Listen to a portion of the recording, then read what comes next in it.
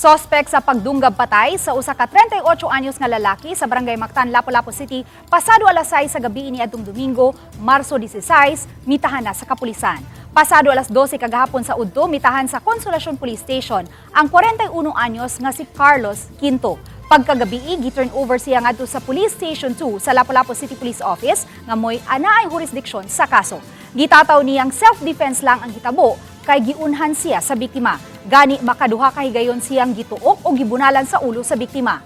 Ang kutsilyo nga moy gigamit niya pag-abli sa botelya sa ilang giinom nga beer, ang nagamit niya sa pagdunggab sa biktima, apan wa siya makahibaw kung asa niya kini nalabay. Sa pagkakutlo ning balita, wala pa makuha og habig ang mga kabanay sa biktima. Usa sa mga igsuon sa biktima, ang live-in partner sa suspitsado. Ang katong pinutol ako nga pilipil. Moy akong iyang gigamit pagbunalan nako.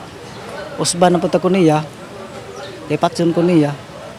Ang kutsilyo naman sa kondol. Wa ko'y plano nga muluba niya. Nipinsar ako. Ako may nakapatay niya.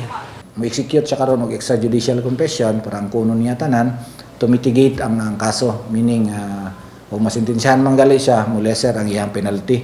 Pwede siya maka-apply og probation. Kaya ang batod pa niya, self-defense sa gid ang naitabo.